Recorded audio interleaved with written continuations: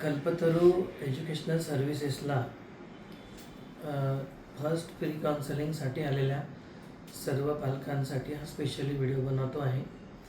सर्वांना फोन करून मला बोलणं शक्य नाही, म्हणून या व्हिडिओच्या माध्यमातून आपल्यापर्यंत पोहोचण्याचा एक प्रामाणिक प्रयत्न करतो आहे.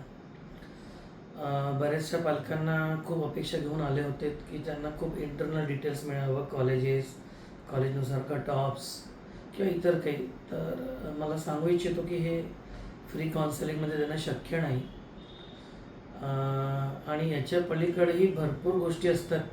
मी काय काय देऊ तुम्हाला ते सांगा. तुम्ही फ्री काउन्सिलिंगमध्ये माझी तुम्ही प्रत्येक न्यूज वाचा, ॲड वाचा. त्याच्यामध्ये काय दिलेलं आहे की तुमच्या मिळालेल्या स्कोरनुसार तुमचा नंबर लागेल की नाही, लागेल तर कोणत्या कोर्सला लागेल, कोणते स्कोर्स तुम्ही पेमेंट शीटवर करू शकता, कोणते स्कोर फ्री शीटवर करू शकता, कॅपराऊंडच्या स्टेप्स काय आहे आणि रिक्वायर्ड डॉक्युमेंट्स काय आहे.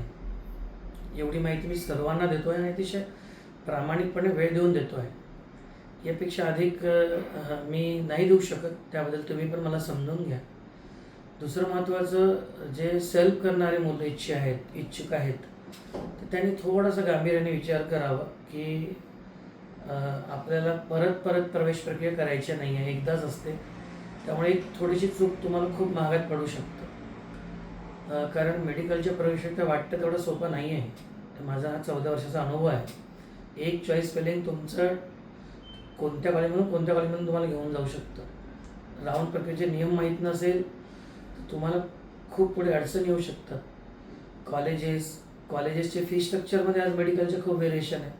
बऱ्याच मेडिकल कॉलेजमध्ये हिडन चार्जेस आहेत, याची गांभीर्याने नोंद घ्या.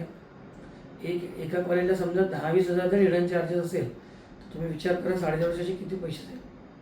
हॉस्टेल अटॅच हॉस्पिटल कोणते आहे, हॉस्पिटल अटॅच कॉलेज कोणते आहेत, ते जरी माहीत नसेल तर जाण्याचा खर्च किती येईल वर्षाचा, कॉलेज टू हॉस्पिटल किंवा हॉस्टेल टू हॉस्पिटल, याचा विचार करा. बऱ्याचशा कॉलेजमध्ये पेशंट फ्लो नाही आहे, म्हणजे क्लिनिकल एक्सपोजर फार डाऊन आहे. कुठे माहिती घ्याल, कोणत्या कॉलेजला वेटिंग हॉस्टेल आहे, GMCला वगैरे बऱ्याचशा हॉस्टेल अवेलेबिलिटी नाही आहे. मग काय कराल. प्रायव्हेटमध्ये राहण्याचा खर्च किती येतो मेट्रो सिटीमध्ये. म्हणून बघा, काउन्सिलर फी चार्ज करतो, यात काही शंका नाही, पण त्याच्यात 10 टाइम्स बेनिफिट करून देऊ शकतो.